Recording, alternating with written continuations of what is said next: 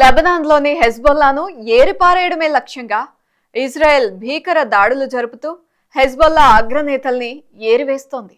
ఈ క్రమంలోనే Hezbollah chief Hassan నస్రల్లాను ఇదివరకే ఇజ్రాయెల్ చంపేసింది.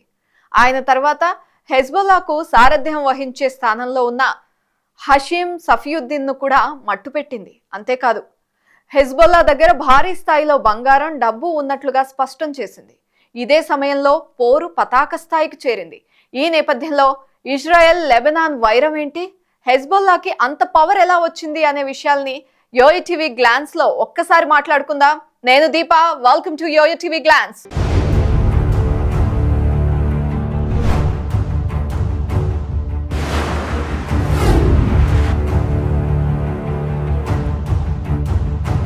ముందుగా లెబనాన్ విషయానికి వద్దాం. ఇది ఒకప్పుడు ఈజిప్ట్తో సహా పలు చిన్న సామ్రాజ్యాల పాలన కింద ఉండేది. ఆ తర్వాత ఫ్రెంచ్ పాలకుల చేతుల్లోకి వచ్చింది. 1926లో లెబనాన్ రిపబ్లిక్ ఏర్పాటైంది. చివరికి 1946లో ఫ్రెంచ్ దళాలు లెబనాన్ నుండి వెళ్లిపోయాయి. అప్పటి నుండి బీరుట్ రాజధానిగా లెబనాన్ స్వతంత్ర దేశంగా ఉనికిలోకి వచ్చింది. సరిగ్గా అదే సమయంలో 1948 మే 14వ తేదీన ఇజ్రాయెల్ స్వతంత్ర దేశంగా అవతరించింది. ఆ మరుసటి రోజే లెబనాన్ సహా ఈజిప్ట్, సిరియా, జోర్డాన్, ఇరాక్ దేశాలు ఇజ్రాయెల్ పై యుద్ధాన్ని ప్రకటించాయి. సరిహద్దు దేశమైన లెబనాన్ ఈ యుద్ధంలో తన చిన్న సైన్యంతో కలిసి ఇజ్రాయెల్ పైకి వెళ్ళింది. అయితే దేశంగా ఏర్పడి ఒక్కరోజు కూడా గడవక ముందే అరబ్ దేశాలు యుద్ధానికి రావడంతో ఇజ్రాయెల్ ఎంతో పట్టుదలతో యుద్ధం చేసి అరబ్ దళాలను ఓడించింది. ఇజ్రాయెల్ దళాలు దక్షిణ లెబనాన్ ప్రాంతంలోకి చొచ్చుకుని వచ్చాయి. అలా లెబనాన్ ఇజ్రాయెల్ వార్ 1948లలోనే ప్రారంభమైంది. ఈ యుద్ధంలో విజయం సాధించి లెబనాన్ను ఆక్రమించిన ఇజ్రాయెల్ ఆ తర్వాత 1949లో జరిగిన ఒప్పందంలో ఆ ప్రాంతాలను తిరిగి లెబనాన్కు అప్పగించేసింది. ఇక ఇజ్రాయెల్ అరబ్ దేశాల చరిత్రలో 1967లో 6 రోజుల పాటు సాగిన యుద్ధం అతి ముఖ్యమైనదిగా చెప్పుకోవాలి. ఈ యుద్ధంలో లెబనాన్ కూడా భాగమైంది. ఇజ్రాయెల్ దేశం ఏర్పడిన నాటి నుండి దక్షిణ లెబనాన్లోకి వచ్చిన పాలస్తీనా శరణార్థులు పాలస్తీనా దేశం డిమాండ్ పేరుతో ఇజ్రాయెల్ సరిహద్దుల్లో పోరాటం జరిపేవారు.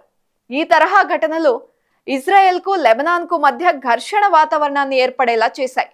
ముఖ్యంగా 6 రోజుల యుద్ధం తర్వాత లెబనాన్ పరిస్థితులు దారుణంగా దిగజారాయి. పాలస్తీనా గ్రూపుల ప్రభావం లెబనాన్లో పెరిగిపోయింది.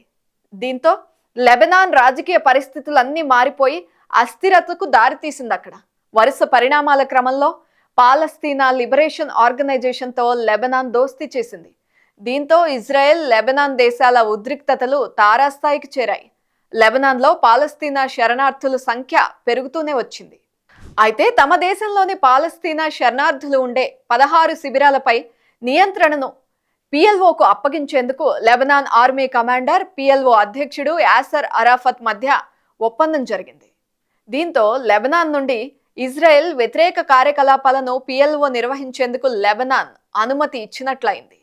దీంతో ఇజ్రాయెల్, లెబనాన్ల మధ్య తీవ్ర ఉద్రిక్త ఘటనలు చోటు చేసుకున్నాయి. ఆపై 1973లో ఇజ్రాయెల్ దళాలు లెబనాన్ బీచ్లో పిఎల్ఓ నేతల్ని మట్టుపెట్టింది.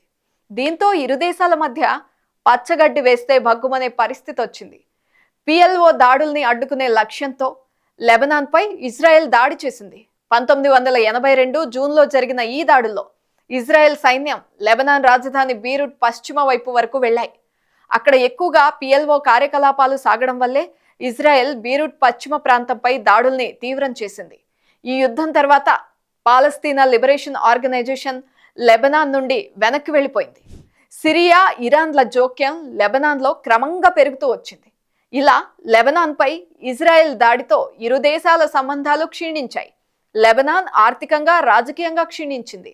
అంతర్యుద్ధాలతో అట్టుడికిపోయింది. ఈ యుద్ధంలో పాల్గొనేందుకే అక్కడి మతాధికారులతో హిజ్బొల్లా అనే సంస్థ ఏర్పాటైంది. అదిప్పుడు ఇజ్రాయెల్కు కంట్లో కునుకు లేకుండా చేస్తోంది. 1982 సెప్టెంబర్లో పిఎల్ఓ లెబనాన్ను విడిచి వెళ్లిన తర్వాత హెజ్బొల్లా పురుడు పోసుకుంది. ఇరాన్కు చెందిన షియా నేతల సారథ్యంలో ఈ గ్రూప్ ఏర్పడింది. పూర్తి ఇస్లామిక్ భావజాలంతో పనిచేసే ఈ సంస్థ ఆక్రమిత ప్రాంతాలను విడిపించడమే లక్ష్యంగా పనిచేస్తుంది. ఇటీవల మరణించే వరకు కూడా హెజ్బొల్లా అధ్యక్షుడిగా ఉన్న నస్రుల్లా 1990 నుండి ఈ సంస్థను నడిపిస్తున్నారు. 1990 తర్వాత కొన్ని యుద్ధాల్లో ఈ సంస్థ తన ఫైటర్లను పంపింది. అయితే 2006లో జరిగిన యుద్ధంలో ఇజ్రాయెల్ సేనలు వీరిని ఘోరంగా ఓడించాయి. మళ్ళీ ఇప్పుడు ఈ సంస్థే లక్ష్యంగా ఇజ్రాయెల్ దక్షిణ లెబనాన్పై భీకర దాడులు చేస్తోంది. గాజాపై ఇజ్రాయెల్ సేనల దాడుల్ని వ్యతిరేకిస్తూ ఉత్తర ఇజ్రాయెల్లో దాడులు జరిపిన హెజ్బొల్లా ఇప్పుడు లెబనాన్ ప్రజలను సైతం మంటల్లోకి మళ్లీ నెట్టింది. హెజ్బొల్లా ప్రయోగించిన రాకెట్ ఇజ్రాయెల్లో పిల్లల ప్రాణాలు తీయడంతో ఇజ్రాయెల్ ప్రతీకారంతో రగిలిపోయి దాడులు చేస్తోంది. ఇప్పటికే హెజ్బొల్లా టాప్ కమాండర్లను ఇజ్రాయెల్ లేపేసింది. దశాబ్దాలుగా ఆరని అరబ్ ఇజ్రాయెల్ మధ్య నిప్పుల కుంపటి తాజా పరిణామాలతో మరింతగా రాజుకుంది. హెజ్బొల్లా అధ్యక్షుడు హసన్ నస్రల్లాని చంపేశారు. ఇప్పుడు ఆయన వారసుడు హషేం సఫీద్దీన్ కూడా లేపేశారు. హిజ్బొల్లా పెద్ద తలకాయలే లక్ష్యంగా లెబనాన్ గడ్డపై ఇజ్రాయెల్ సృష్టిస్తోన్న మారణ హోమంలో అక్కడి నేతలు పిట్టల్లా రాలిపోతున్నారు. అయితే హెజ్బొల్లా కూడా పూర్తి స్థాయిలో సన్నద్ధమవుతూ వచ్చింది.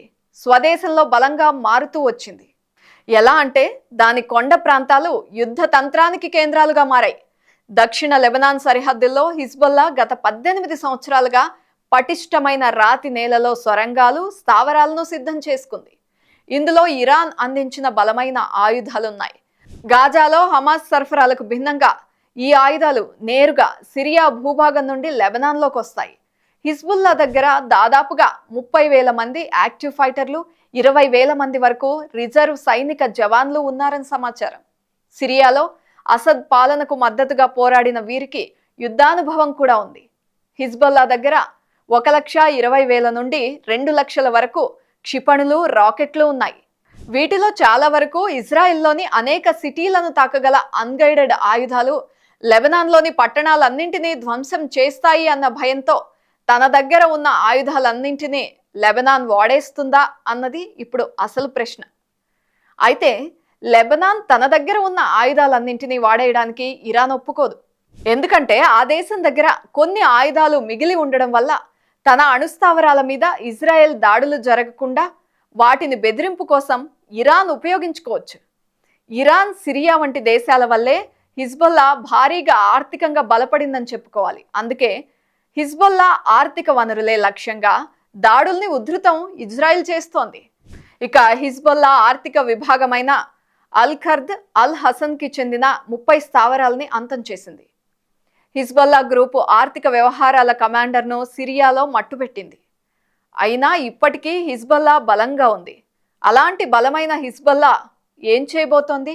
ఇజ్రాయెల్ దాడులు కొనసాగితే భారీ యుద్ధం తప్పదా అనేది ఇప్పుడు ప్రపంచాన్నే భయపెడుతోంది.